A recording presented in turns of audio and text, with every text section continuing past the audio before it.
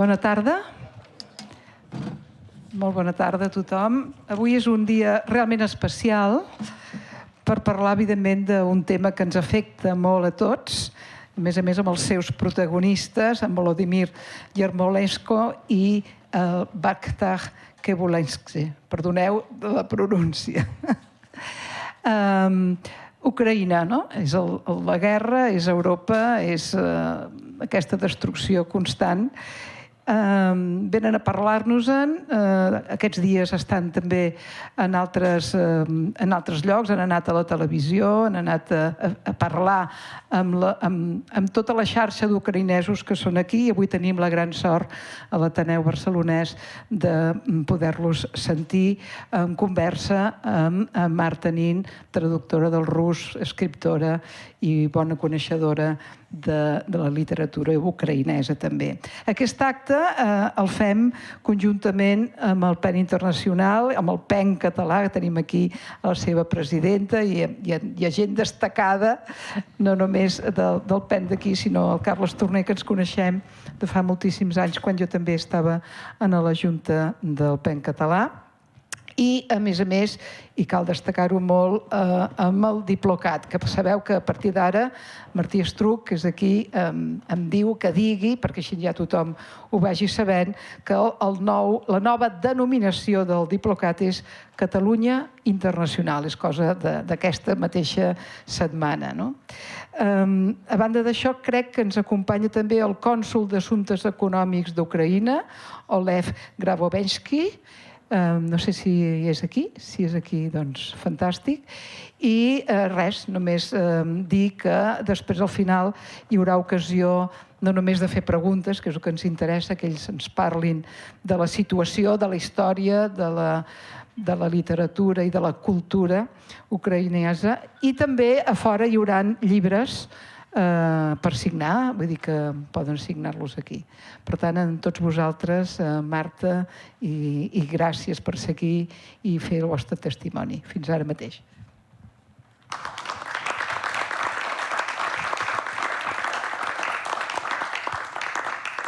Moltes gràcies, Lluïsa, Julià, i moltes gràcies a tothom per ser aquí. Dobry večer, good evening. We are talking now about Ukrainian culture, how to protect culture in times of war. I'd like to start pointing out that it is surely of vital importance to underline that the war which Russia Federation started in 2014, it is not only an aggression to your territory, but also an aggression to your culture, your cultural heritage, since the enemy is denying your identity. So you are fighting not only for your territory. However, we could say that Ukrainian culture is not very well known in Europe. How could, could you briefly explain the main features, also regarding the fact that Ukrainian culture is enrooted to European culture? Thank you, Marta, for this question, and we really thank all of you for making this happen. We thank PEN Català, we thank Catalunya International or Diplocat, we thank Ateneu Barcelones, we thank our colleagues from PEN Ukraine, from UkraineWorld, from the European Initiatives for Ukraine, an association that helped us also publish this book in Spanish. I think that first, there is a big difference in political cultures. We need to understand that this is something that many Europeans didn't get it from the full-scale invasion, that Ukrainians think not in the authoritarian way, that Ukrainians think politically not in the imperialist way, that Ukrainian key model of organization of the society is the bottom-up model. It's the model where politics is seen very much similarly to the way how Aristotle was thinking about politics, as a kind of a cohesion between citizens, as a kind of the idea of republic, the mutual interactions between people. And for example, I know that anarchist thinking is very important here in Catalonia, but in Ukraine as well, because one of our key thinkers of the 19th century, Mikhail Drahomanov, was calling himself an anarchist, but not in a simple way, because anarchy for him meaning the lack of arche. Meaning then, and I would rather call it the polyarchy model. So the idea that you don't have a tsar, you don't have an emperor to rule your community. You're rather relying on this combination of the will between different citizens. One of the key words of Ukrainian political culture is the word voля, which means at the same time freedom, but at the same time freedom which is in danger, in which you have to fight for it, which means also desire, willing, will, and the strength of the will. So it's multiple layers at the same time. And I would say that basically how you define democracy or republic, it's different towards authoritarian regimes or tyranny. Tyranny doesn't want its citizens to have will. It doesn't want its citizens to have vola. A republic is a very difficult process of putting together different wills and finding a compromise. And Ukrainian political history is about that. It was very plural and pluricentric in the medieval times when it was centered around Kíiv and Kíiv Principality and Chernihiv Principality and some others. Was key in the Grand Duchy of Lithuania, the kind of a state which combined current Belarusian, current Ukrainian identity. And it was key in what we call Cossack state, meaning this class of free warriors that actually existed in Ukraine since the 15th century up until the 18th century. All this is different from the Russian political culture, which is really centered around the idea of empire, which is really centered around the idea of Tsar, and this defines a lot of things. So, if you look at the Ukrainian literature, one of the key topics is how these wills quarrel between each other, how they find compromise or they don't find compromise, how they're in conflict with each other, how they are not in conflict with each other. And I think it's really understudied. And our task also with this book, but with many other things that we are trying to do, is to highlight this Ukrainian culture, which is a very important island of this democratic and republican and a little bit anarchic spirit in the Eastern Europe. Yeah, thank you for invitation, and I appreciate very much, Volodímir, also to have an opportunity to speak to you here in Barcelona, and all organization which make it possible. I appreciate it very much. So Volodímir's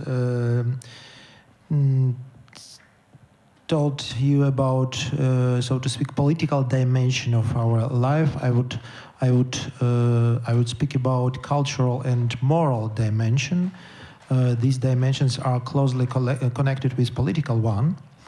And first of all, if we are thinking about Ukrainian culture, about Ukrainian modern culture, and about our history, I would say that Ukraine is the country of diversity.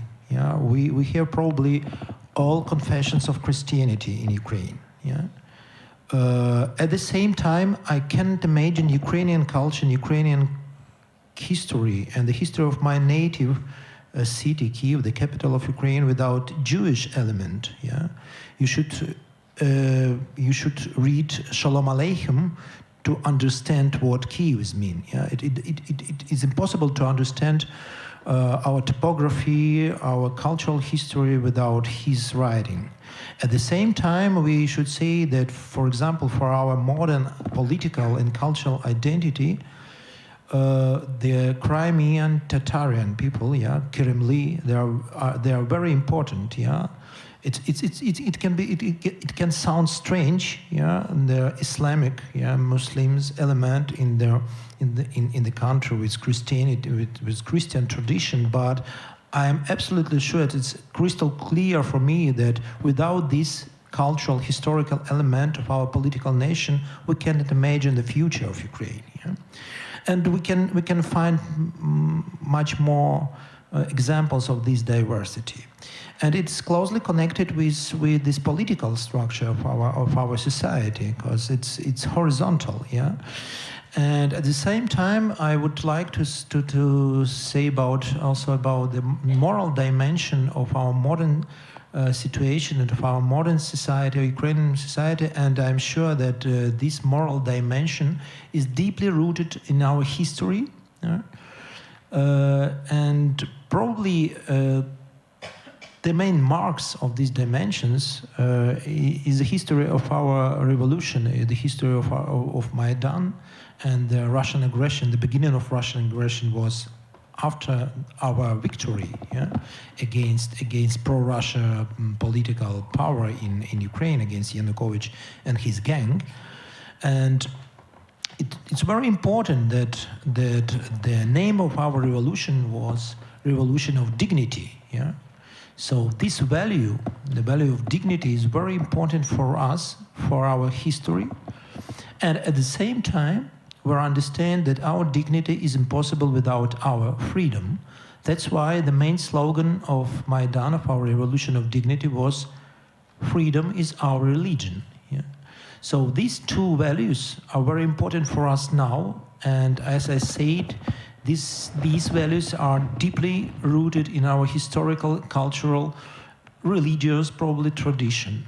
And at the same time, these values, I'm absolutely sure that these values, on one hand, are very important for the whole Europe, for the whole European and Western civilization, and at the same time, they are not important and probably even dangerous for the Russian world of death.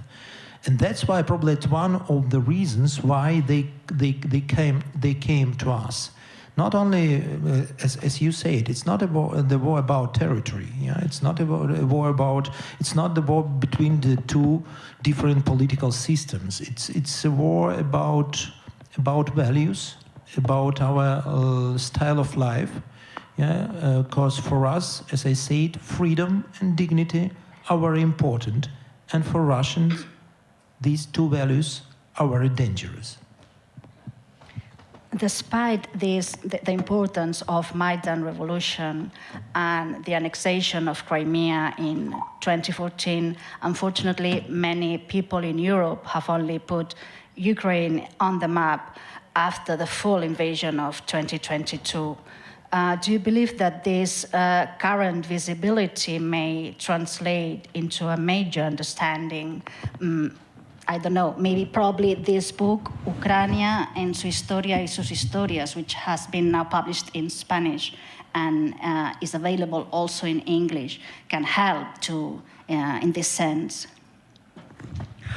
So we need to understand that actually we are fighting right now against the centuries of the Russian narrative about Eastern Europe.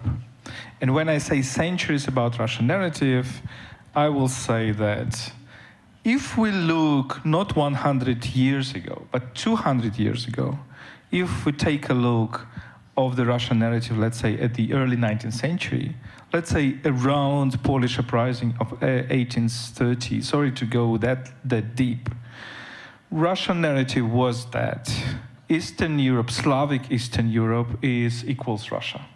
So not only Ukraine didn't exist, but Poland didn't exist. Of course, Belarus didn't exist. And in the ideas of the Russian cultural figures, many classics of the Russian literature, Well, the dream was that finally they will fight Ottoman Empire. They will release all the Slavic nations of the Balkans, and they will turn into a new Byzantine Empire with the center in Istanbul/Constantinople, and they will unify all the Slavic nations, including Slovaks, Czechs, Poles, etc. So that's the vision. And if you look at the Western European discourse about Eastern Europe in the 19th century, everything which is like beyond the German borders or the Prussian borders or Austrian monarchy borders or Austro-Hungarian borders, it was called Russia. So it's not, and then make an experiment and read books about Soviet Union published, let's say, in 1950s, 1960s. Even our favorite with Vakhtang philosopher, one of our favorite philosophers, Hannah Arendt, she was talking about Soviet Russia, or she was talking simply about Russia. This is how it is deeply in mind of people, just accustomed to say this. And it's the same like now we are talking about Russian Federation as Russia, but probably in some 20, 30 years we will need to talk about Tatarstan as a separate unity. We need to talk about Bashkortostan, about Tuva, about Dagestan, and many, many other countries. So behind us there are centuries of this statement of the Russian propaganda that Russian Empire is actually Russian nation, which is a major lie, because this is how Russians, contrary to, for example, many other empires in the world, this is how Russians describe their empire, by putting together empire and nation, by saying that our empire, the lands that we conquered with blood, with violence, is actually not other lands. It's all our nation, Russia. And we just need to debunk it. We just need to fight against it. And Russian example is not the only one. And I'm sure this is a very important message here also in Barcelona and in Catalonia, that you have, we are talking so much with our Catalan friends, and we see so many similarities. How language is used as a tool of oppression, how this identity issue is used as a tool of oppression, how basically you are said, okay, you have no chance to be different than me, you should become the same as me. Why it is important? It's not only important for Ukraine. Why this war is important to look about? It's because the future of Europe is decided in this war. Because Europe has built itself upon the idea that imperialism has gone, right? We overcome our imperialisms. Well, the Second World War was the end of German and Italian imperialisms. Then, remarkably enough, British Empire didn't survive its own victory in the Second World War. It was so much exhausted after the Second World War. So British imperialism collapsed in 1940s, 50s, and 60s. Then the French imperialism collapsed. Then the remnants of the Spanish imperialism collapsed, and Portuguese imperialism collapsed after the end of Franco and Salazar. And this is all this line. And then suddenly Europe said, okay, imperialisms are over, but no, because there is a Russian imperialism still very strong, and it appeared that the collapse of the Soviet Union was not the end of it. And now we have this big ambition of reconquering, empire reconquering its lands, what it considers to be its lands. And if it succeeds, then the imperial model will win in the 21st century. By imperial model, I don't mean like the new British Empire, new French Empire. I mean Chinese Empire. I mean Russian Empire. I mean probably some other empires that will emerge. Therefore, the stakes are very high. And I really think that the Russian invasion of Ukraine just raises the stakes about who we all will be in the 21st century. Will we be in a society where human lives will matter? Or will we be in a kind of a totalitarian model of society which will use artificial intelligence to control us, survey us? in which basically individuals do not matter. We can sacrifice a lot of individuals for the sake of something else. One thing we need all to understand about Russia, it is that it doesn't value human life. It can sacrifice as many people as it wants. This is the way how it wages the war. And I think that in the core of this war is this question: do we really value human life or not? Do you want to add something So else? probably back to your question, about our mission, our commitment. What can we do in this situation? And really, I agree with Volodímir, because here in Europe, normally the people are saying about Russians, even if they are saying about Soviet Union or about Ukraine or about Georgia even, yeah. And now there is the war, there is a tragedy, but it's also a chance for us.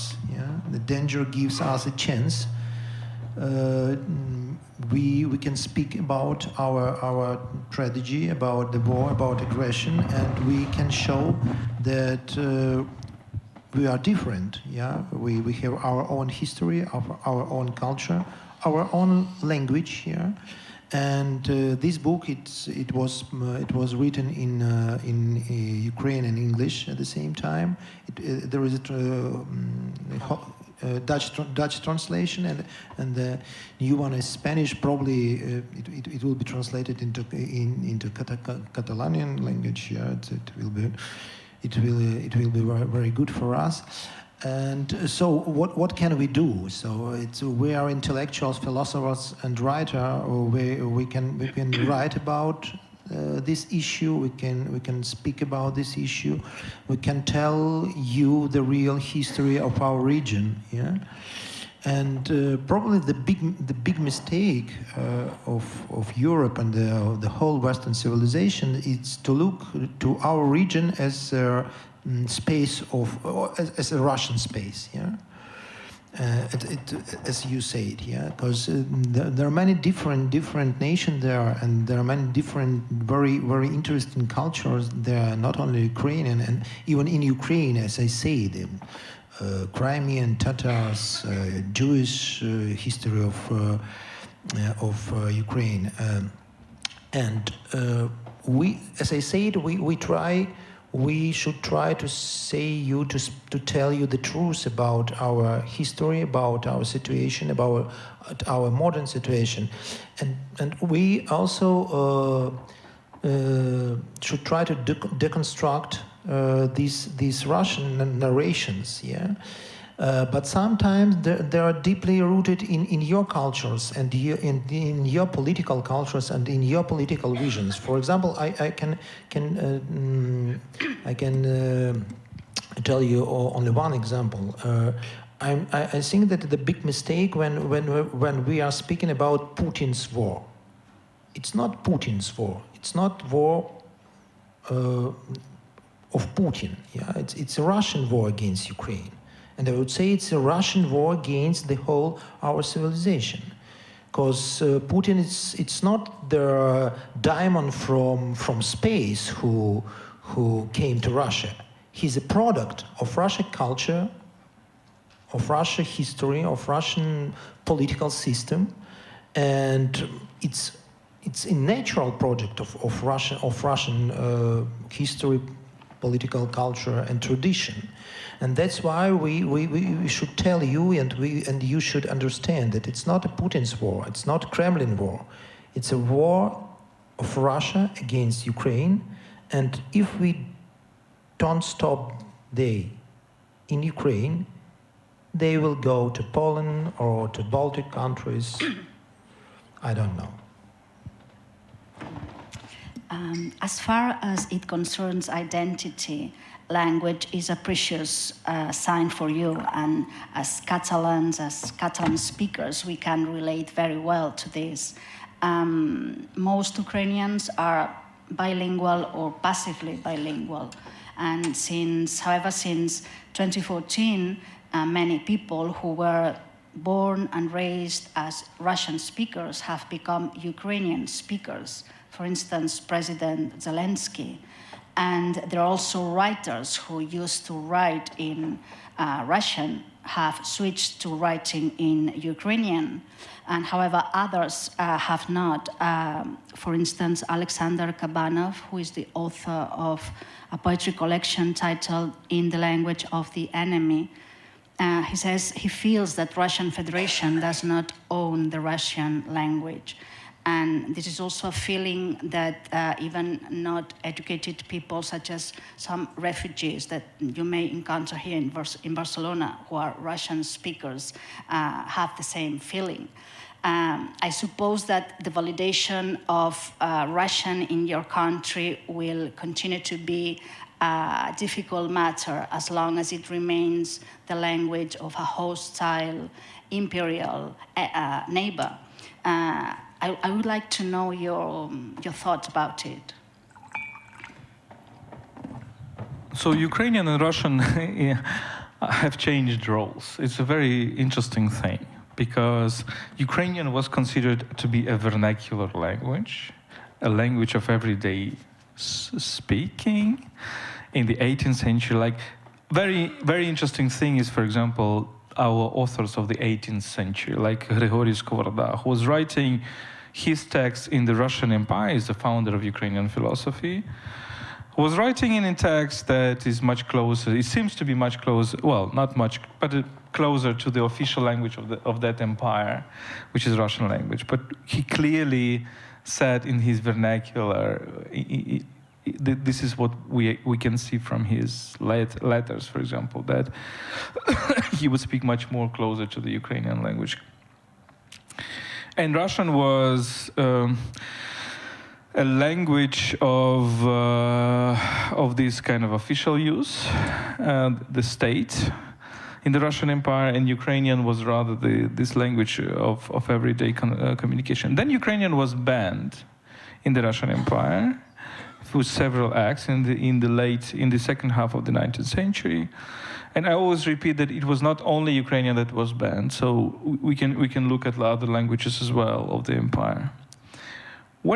And then in the 20th century we had a process that Ukrainian scholars called linguicide, which is a slow killing of the Ukrainian language through several means, through approximation of Ukrainian words with the Russian words in the vocabularies, in the dictionaries. For example, you publish Russian-Ukrainian dictionary, and then there is a Russian word, and there is a copy of this Russian word in seemingly Ukrainian, but which is not the true word. And only then, so it was kind of this eradication of the true forms, of the expressions, of the grammar,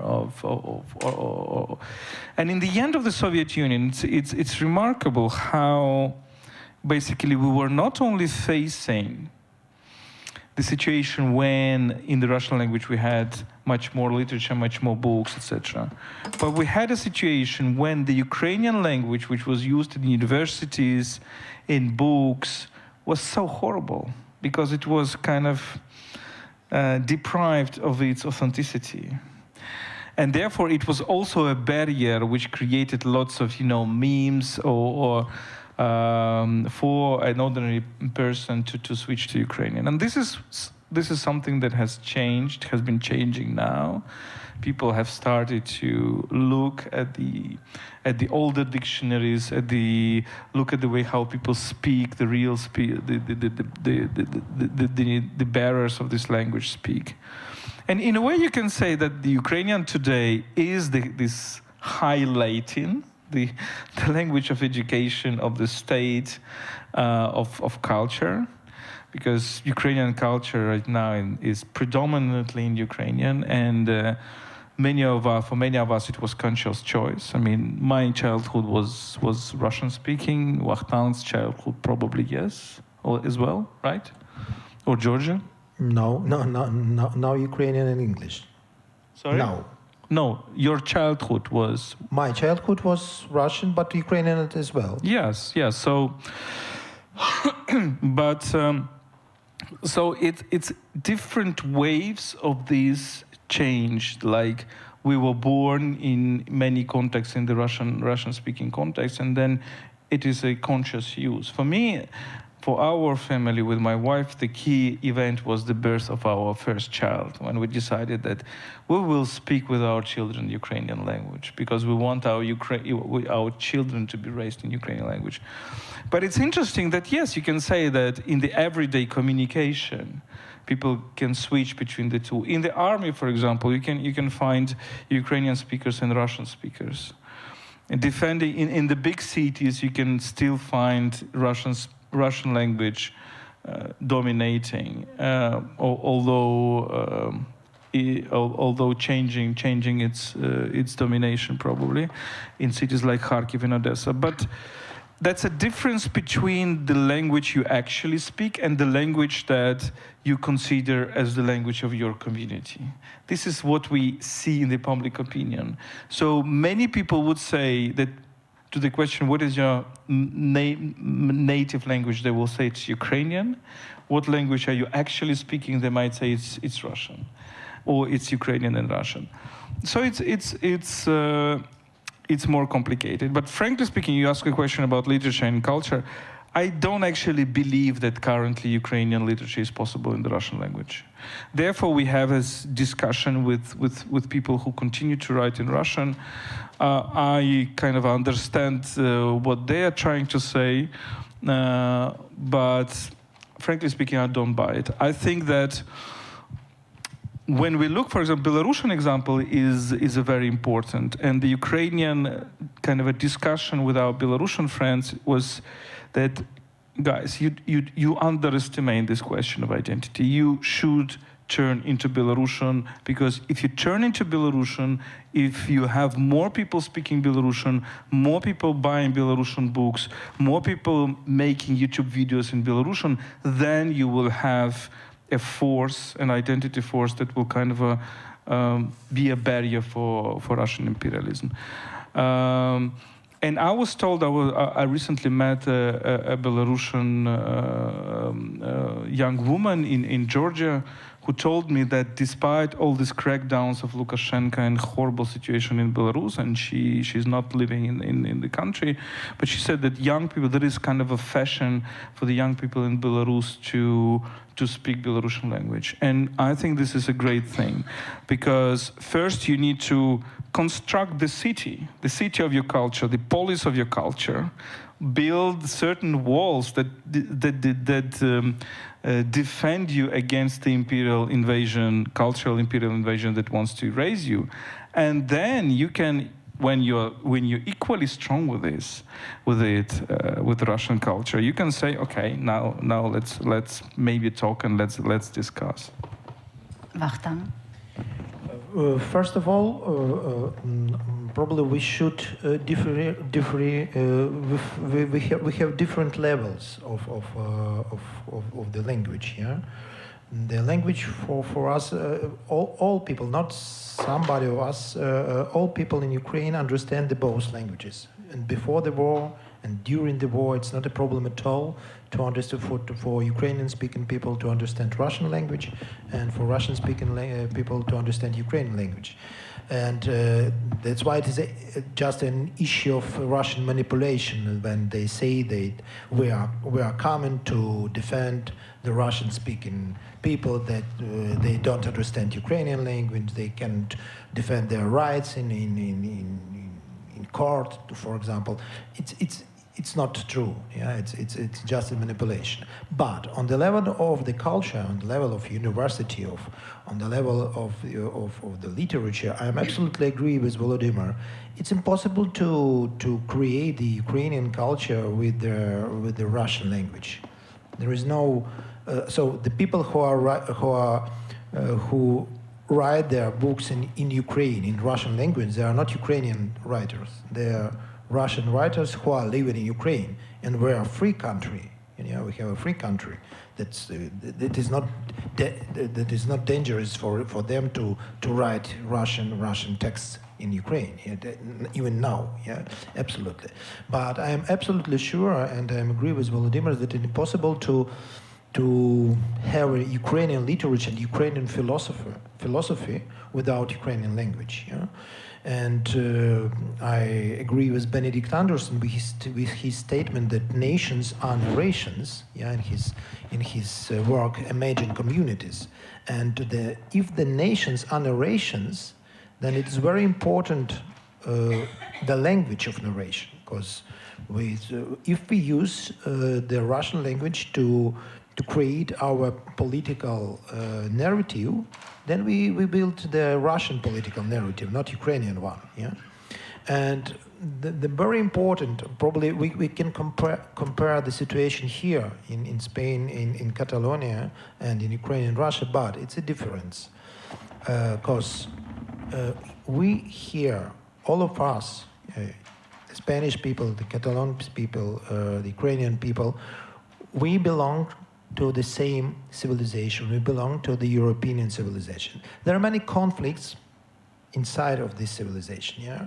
And I understand the situation here, yeah, I know the history of this, of your country, and but I would say that that the situation with Russia is just different, because I am absolutely sure that Russia is not a part of our civilization. And for us, the choice of Ukrainian language, it's not only the cultural choice, it's a political choice. It's a choice of our, without Ukrainian language we cannot be free.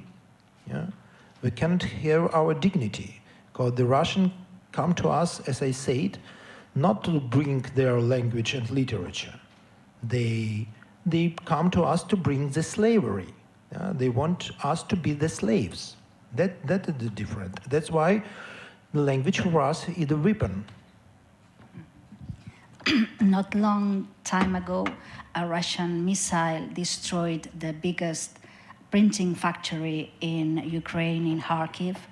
50,000 books were destroyed, 7 people, workers were killed. Russia is targeting also cultural sites. According to UNESCO, there are 250 sites damaged or destroyed. This includes churches, museums, libraries, buildings of cultural interest, individuals who protect also cultural artifacts from being stolen and moved have been chased by the invader. Protecting patrimony and culture becomes something physical as well. And on the other hand, culture is something alive. It's not an isolated matter. You need a community to build culture. But how can you interact culturally when your life is threatened, when you have missiles, when in times of war? Kharkiv is a city, second largest city in Ukraine right now. It's 40 kilometers from the Russian border, and it's a city which went through very difficult times in early 2022, when the city was half empty but still very resilient, when many people went to the defense forces. And in Kharkiv you can actually have there is a school where Russians landed. There was a Russian troops which were landed in the school, in one of the schools, and they tried to make a stronghold of the further invasion into the city. And I've been to this school. So only bravery of Kharkiv defenders, several dozens of people who actually stopped this Russian operation in a particular school in the city. The school is totally destroyed. You see, it was actually a beautiful school, but it looks like a body from which you have taken the skin off. Kharkiv, there is a big district which is called Saltivka, which is on the outskirts of the city, and there are big buildings, 16-floor buildings on these outskirts of the cities, and they were regularly shelled by Russian artillery. So these big white buildings turned black.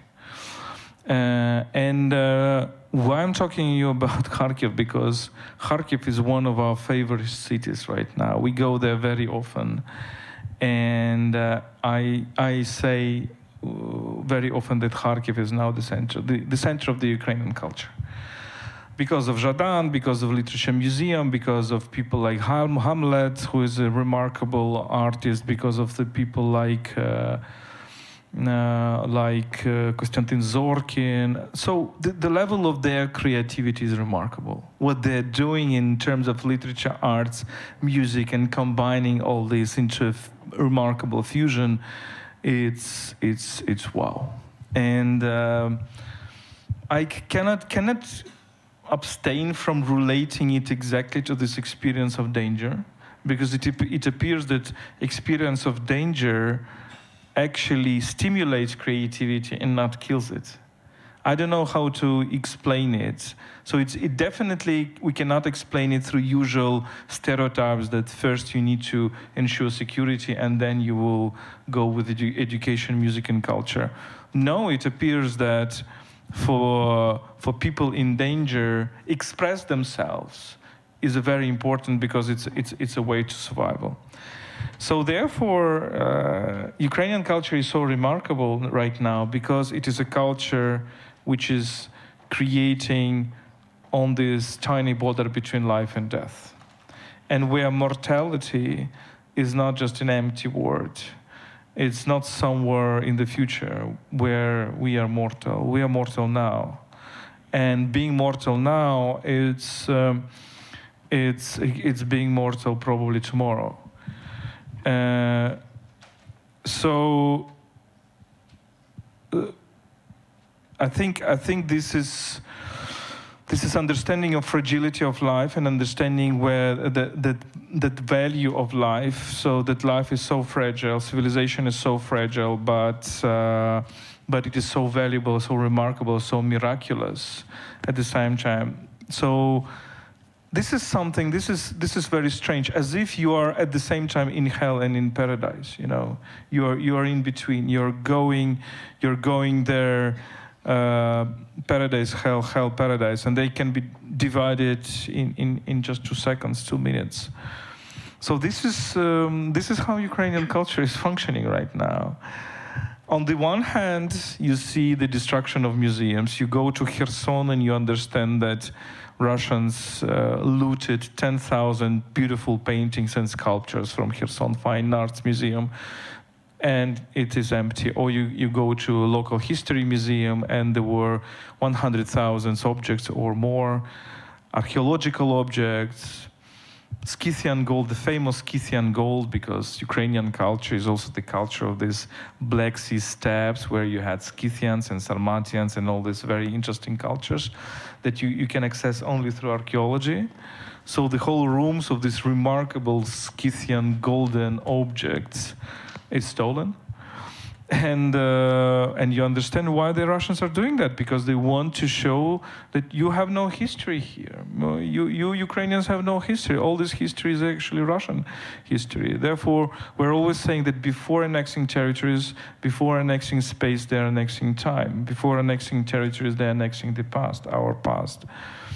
But this is one of the signs. Another side is the remarkable resilience of the Ukrainian culture when people create amazing poems, paintings, city drawings, where the Kharkiv is very active in this. It's like a city turned into work of art, because you have lots of graffitis. And it's not the same graffitis as here. They have their absolutely unique style. Better than Banksy even. There is another aspect. Banksy was also in Ukraine, in Borodyanka, for example. Sure. On the one hand, we can say that it's a cultural genocide. It's not that they came not only to kill us and destroy us physically, but they want to destroy our culture, our memory, our history. And that's why it's very dangerous. But on the other hand, this danger provokes the reaction.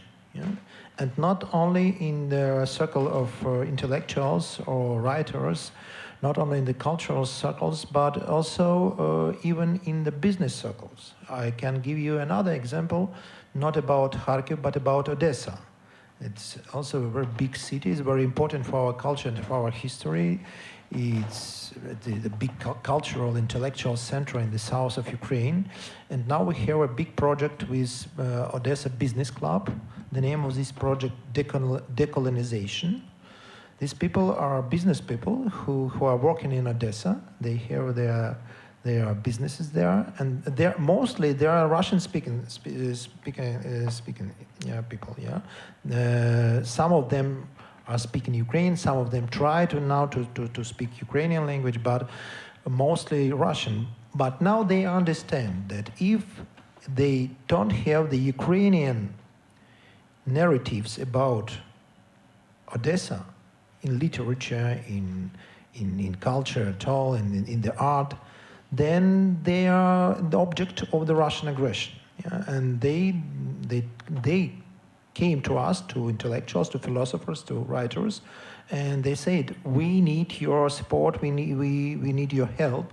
We have money for that, but we should try to find the narrative, the modern narratives about Odessa, and probably the historical narrative, the historical Ukrainian narratives about Odessa, to defend us, from the Russian influence. So, as Volodymyr said, on the one hand, it's a danger, but on the other hand, it's a big chance for us, because we, all of us, not only the philosophers and the writers, understand that the Russia is a real danger, and we should find something not only in our political system, but also in our culture and our history, to defend ourselves. On a more philosophical point of view, there is also the question of the dehumanization of the enemy. You were speaking about Hannah Arendt before, and long before Hannah Arendt coined the term, the concept of the banality of evil, the Italian novelist Cesare Pavese wrote a novel published in Italian after the Second World War, titled The House on the Hill. And in this novel, at the end, the narrator has to pass over some dead bodies of some fascist soldiers. And he says, referring to them, one understands, touching it with one's eyes, that we might be in their place ourselves. There would be no difference, and if we live, we owe it to these dirty corpses. That is why every war is a civil war. Every fallen man resembles one who remains and calls him to account. Do you think that every war is a civil war? No, I think it's not true, because we are rather thinking in Ukraine with the concepts of just war and unjust wars. And this is a long history of understanding wars. Of course, the war is bad, but if you are attacked, what you do? I mean, if you are attacked by people who want to kill you, will your pacifism work? Will your pacifism lead to a situation when you will have peace and not slavery? You will have peace and not occupation. You will have peace and not torture. So this is a question also we can ask in Catalonia, and ask a question: what would happen if the civil war in Spain will end differently? I think that, well, the concept of just war is a very tricky one, of course, but there are several concepts since the medieval times, and Thomas Aquinas and many others. And one of these concepts is use ad bello, another is use in bello, and another one use post bello.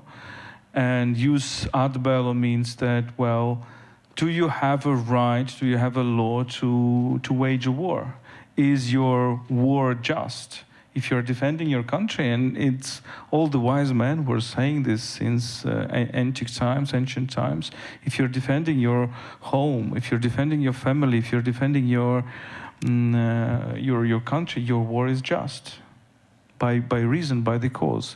There is another question, is use in bello, which means okay, your war can be just by the motivation, but is it just in the way how you wage it? And here there are big questions, because you can defend yourself, but you can commit war crimes, right, by defending yourselves. And this is, of course, I think this is a temptation of many, many countries and nations which are attacked, which are, of course, have so much hatred to the attackers, and we cannot deny that Ukrainians, of course, hate their attackers. It will be abnormal if you think otherwise. But then the question is, how do you wage this war of defense? Are you waging it in the same way as your aggressor? Meaning, are you targeting specifically civilians? Are you going to your aggressor territory and kill civilians, rape people, whatever? So even if the cause of your war is defensive war, and if it is just, it doesn't mean that you need to go to the unjust means of waging the war. And of course, this is a big question for Ukrainians, but I don't see any examples of Ukrainians targeting the Russian civilian objects, specifically as the Russians are targeting Ukrainian civilian objects. I don't see any examples of, what the Russians were doing in the occupied territories when they was just shooting on civilian cars. And we have seen so many of these stories. I mean, a typical story of the war of the Russian invasion is that you have so many smashed civilian cars, smashed just, to the ground. And you ask a question, what happened? Well, the tank went over these cars, and sometimes with people inside. So even if the Russians are saying, well, they're waging a war against Western imperialism or NATO expansion, does it mean that it is correct that they just see a civilian car and go over it? Or these examples of torture that we have in so many occupied cities. So I don't think that every war is a civil war. I think that if you have a polis, if you have this ancient Greek ideal of a res publica, republic. Res publica is based on a conversation, on our capacity to talk, to understand each other, to understand that we are not right in every moment, to see the other's argument. Exchange, it's total, constant exchange, but it is what I call agora. But it will be only possible to maintain this agora if you can defend it. If you cannot defend it, what will happen if somebody else comes and say, no, it's your polis is actually my polis? How do you will say, well, this is a civil war, I don't want to wage a civil war, so I surrender. I don't think it's right. Yeah, I will say I agree with Volodímir that not every war is civil war, and our war against Russia is not civil war at all. Yeah, it's not civil war because it's also a type of manipulation when the Russians liberals say that we are the same nation, we're the same people. Yeah, we kill each other. No, our soldiers kill the enemy, the enemies who came to our country to kill us, to destroy our building, to kill us, to destroy our culture, to torture us, and so on. And I will say you a terrible thing, but I should be honest. Do you know the beginning of my day? Every day, every morning, I read the information about the war, and I try to find the information how many Russians were killed by Ukrainian soldiers. It's terrible for me. Yeah? I'm pacifist. Yeah, I'm against war, but it's the beginning of my day because I understand that it's a question of my life. Yeah, it's a question of the life for my daughter, for my friends, for all people who are living in Ukraine, and not only in Ukraine. Yeah, in Europe also, because they came to kill us. Yeah, it's not a civil war. And another example, I have a friend. He's German He's ethnically German, but he was born in Ukraine, and then he immigrated to Germany. Probably more than 20 years he was living in Germany, and last year he came to Ukraine and go to the front line as a soldier. And I asked him, he is 56 years old, and asked him why are you doing it? Yeah, you are German. You're living in Germany, and your sons are in Germany, and your wife and all your life is in Germany. And he answered me. He said, "It's very simple, because it's a big chance for our generation, because we understand where is evil and where is good. Russia is evil. It's crystal clear. Yeah." And it's a big chance for the real people, or the human being, to be on the side on the good side. Yeah. Going back to the question of protecting culture, there is another aspect very important, which is the demographic aspect. There are millions of people displaced within the country, 30,000 civilians casualties so far, I think, almost 15 million people in need of humanitarian assistance. 1/4 of the population has fled the country. This translates into a cultural diaspora and as well as a brain drain. Universities probably are also struggling for this. What can be done in this context when public funds have to be destined to war and not to culture? You are asking a very, very good question, to which it's very difficult to respond, frankly speaking, because, well, demography. You cannot build a society when you don't have people. And I think this is a challenge not only for Ukraine, but for the whole Europe. We see this aging population, and we see, for example, that for many people with liberal views, the question of demography was absolutely put aside. So how can we think about future if we don't have people? It's the same how we rethink the question of freedom of speech. For example, at PEN, we are, in PEN Charter, there is a big thing about, defending freedom of expression. And we say, of course, we have freedom of expression. But before you defend what is said, you need to defend who is saying. Right? You cannot have freedom of expression if you don't have people who talk, who speak. Therefore, it's a big question. And I would rather say that we all believe that people who've left the country will come back sooner or later.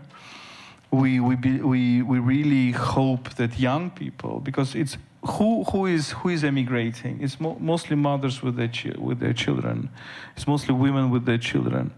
And of course, the more they stay outside, the more they integrated in their societies. So the question for us Ukrainians who stay in the country is that, guys, you have your choice. It's your life, but just don't cut your ties from Ukraine. Do things for Ukraine while you are abroad. And I know that here we have a wonderful community of Ukrainians in Barcelona who are doing this. But sometimes I meet other people in other countries who are, abstaining from doing this. And I'm saying, don't do that. Just, you can do the minimal thing. You can donate $10 for, Ukrainian charities, but at least this. Let me tell you one story. We go to the front lines all the time, and we talk to people there. And imagine a situation of a typical town which is located 6-10 kilometers from the Russian troops, and it is constantly shelled by the drones, by the artillery, by the missiles. It is increasingly a drone war. So drones, both on the Ukrainian side and on the Russian side, are the major instrument of everything. It's a major instrument of reconnaissance, major instrument of intelligence, major instrument of even of attacks. It's the eyes of the army, and it's very often now the arm of the army. And so there are young people in these frontline areas, and the question is how you ensure that they do something together, that they study together, they discuss books, they read together. And it is very difficult because you cannot, there are very little spaces underground in which you can gather people, and and you cannot get a permission from the local authorities to gather children in a place which is not protected, and understandably so. So you are in this horrible dilemma. Either you follow the security rules and don't organize anything for for kids or for young adults or for adolescents. And then they grow increasingly without communication with others. And all these problems of, social networks and cell phones are multiplied by 10 in the situation when kids do not talk to each other. Or you break the security rules, you organize something, but then you risk that, a drone will come to a gathering of kids, and of course you will not risk that. What to do? Nobody knows. I mean, probably go underground, physically underground. Our culture in Kharkiv, it's culture physically underground, and make more underground shelters. In Kherson, you always come to Kherson, you have meetings. Kherson is just, in some places it's 2 kilometers from the Russian troops.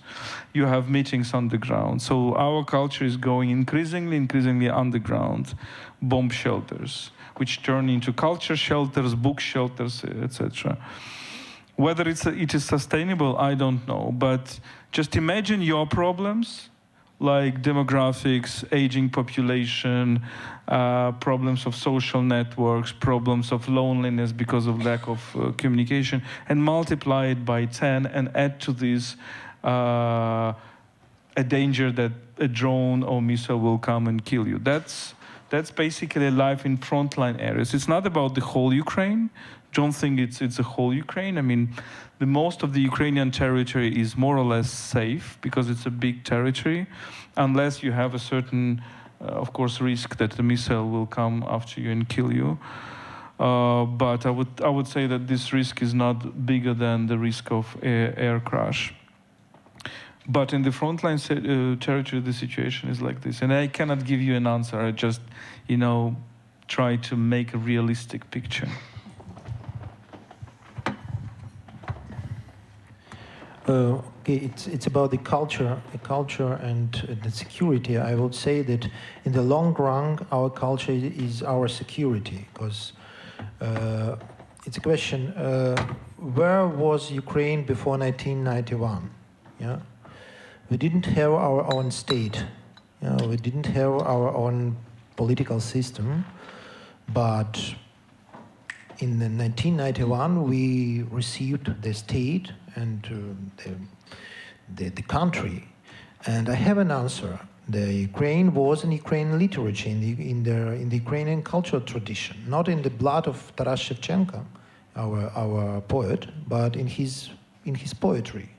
That's why the culture in the long run, as I say, it is very important for us, because it's a question of our security, and what we should defend, not only our lives, but also our culture, our tradition, our language, our identity, also our political identity, and the values of, as I say, the values of freedom and dignity and human rights are very important for our political identity. But our political identity is created by our literature, by our philosophy, by our historical narratives, and that's why, as I said, in the long run, our culture is our security. And about the demographic situation, I agree with Volodímir that it's a big problem for us, but it's also a question about our victory. What our victory will mean for us and for whole world. Probably, so for me, it means that we are living not in Ukraine, but we are living in Europe. We are living in a free world our children are studying in European university. They come to Barcelona or to Berlin or to Warsaw, and they will come back to Kíiv or Kharkiv. They will have the different cultural and industrial and technical project with all the people in Europe. Yeah, it will be our victory. Yeah, that's why on the one hand this demographic situation is dangerous, but on the other hand it's also the chance for the young Ukrainian people to see the Europe, to learn the European languages, and to bring with them the part of Ukrainian identity. That's why it's very important, and I agree with you, that they should have this connection to Ukraine, yeah? And they should read Ukrainian books, they should hear Ukrainian music, they should look the Ukrainian movies, and it will be for us it will be a very good world. Yeah, and our common European world, and the part of this world, I hope so, will be free Ukraine. Thank you. I'd have many questions, but I think it's fair also to ask the public if there's someone who has any questions or who wish to ask you something, but I think it's necessary. Em penso que necessitem un micròfon per... Ja el tenen? Ara mateix els estem portant ja. No ho veig gaire. Passar amb... Allà hi ha una persona. Hello. Hello, thank you very much for your conversation. It was a pleasure, as always, with Ukrainian writers. I wanted to ask you to say something positive, at least, and to ask you a question as you are writers. Do you think that what has happened with Russia and Ukraine is a little bit poetical justice, like Shakespearean poetical justice? I mean, it was an empire that wanted to finish with a nation, and the nation ended up being known by everybody. Everybody knows Ukraine, everybody knows Zelensky, everybody knows that the Ukrainian language is amazing. So in a way, he has everything started with the problem of the president, no? of the presidency of Ukraine, and now everybody supports Zelensky, no? So in a way, it's like poetical justice or irony, no? This thing. And then another, I wanted also to comment something that I started learning Ukrainian, I love it. And I think that Ukrainian has something very sexy. I don't know if you thought about learning Ukrainian, but it has a consonant for me it's similar to what in French is which is sexy. So in Ukrainian we have this sound I would like you, it's for example when you say kniha or hovoriti, I think it's really sexy, and this is something that people will enjoy when they start learning Ukrainian. Thank you.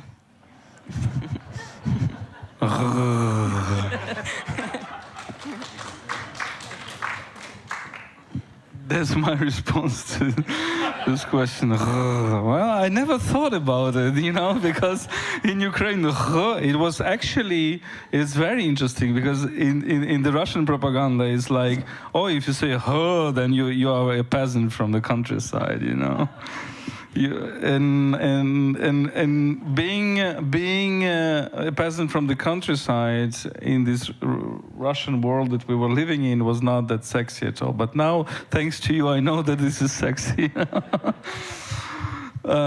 So, yeah, I agree with what you're saying, that we are now much better known. But believe me, it's not why we want to be known for.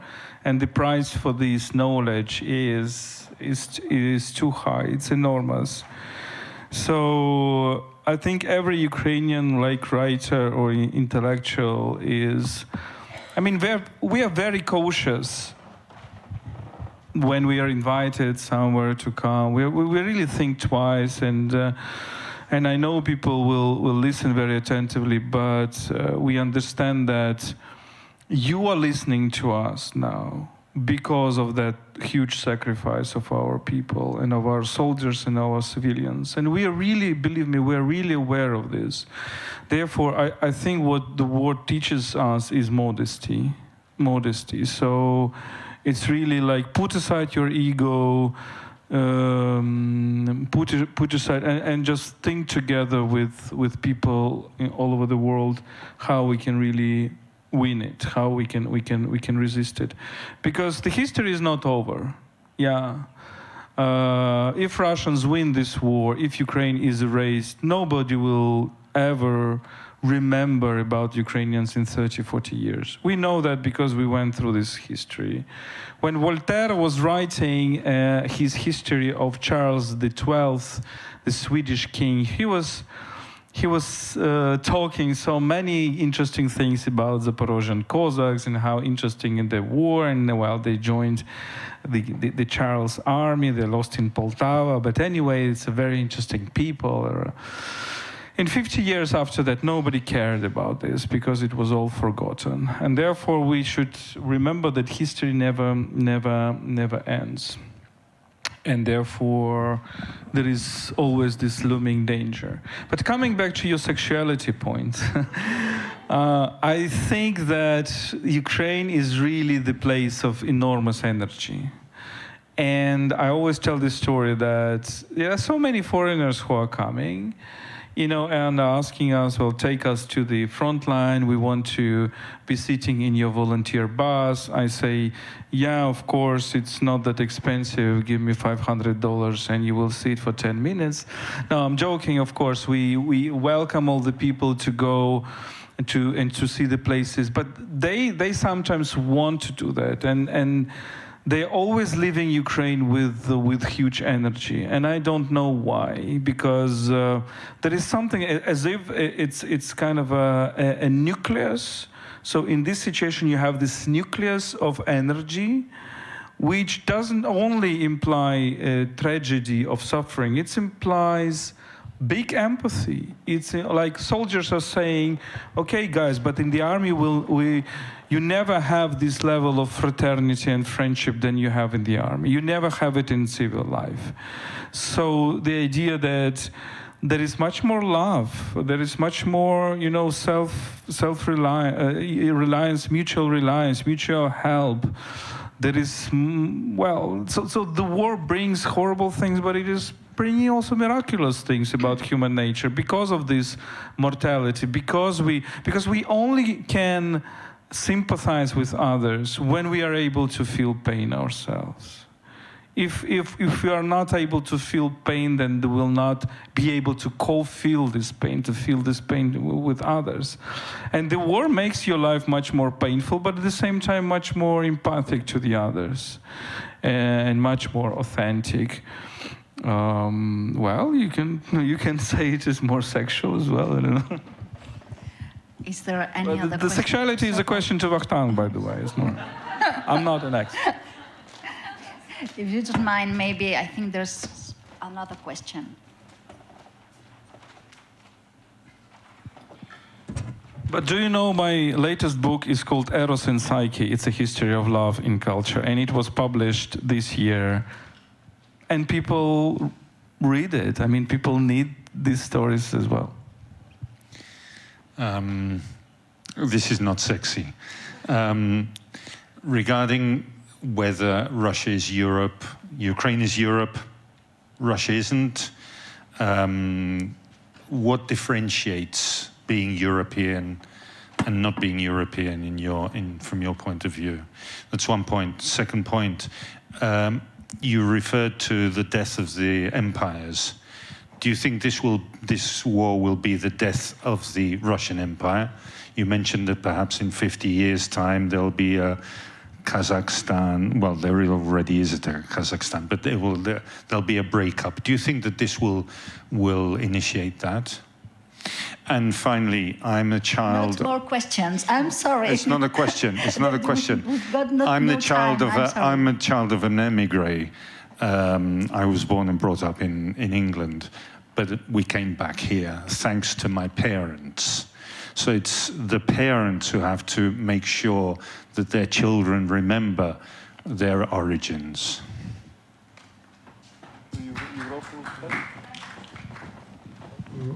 So about I can't say about future. I don't know. Yeah, but I hope so that it will be the end of Russian Empire, because it's only one possibility for us to win in this war.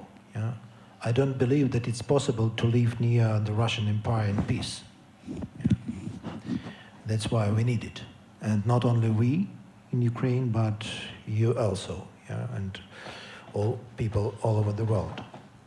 And what are the difference? I think it's not only about Europe and not Europe or Western civilization. It's about our civilization at all. And I would say I write now the book about philosophical anthropology, and I know the end of this book. Yeah, and the end of this book I know.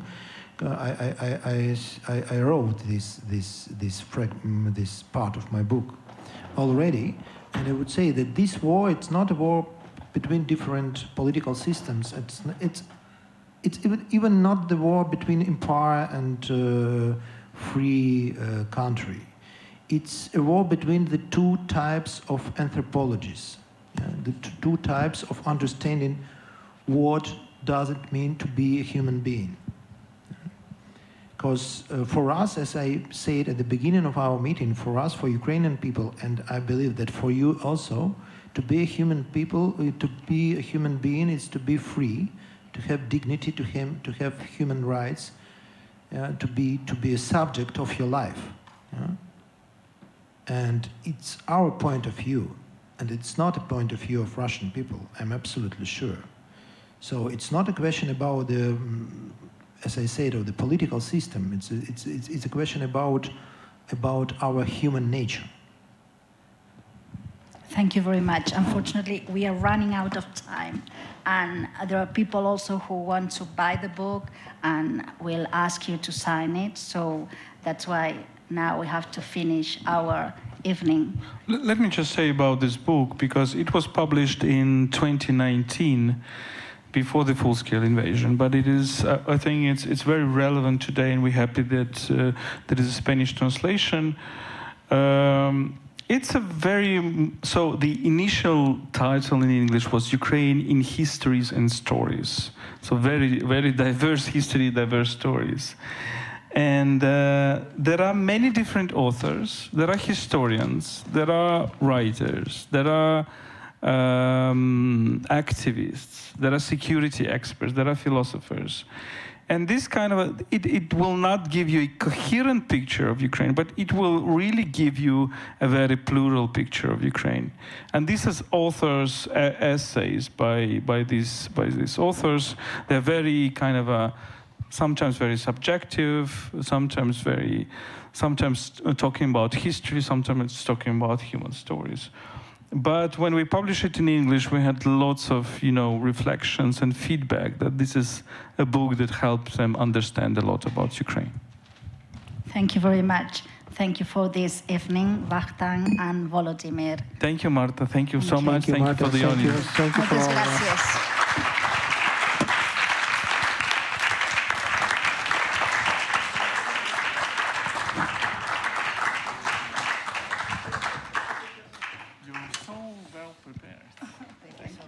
Thank you. It's been a pleasure. Thank you. I've been listening to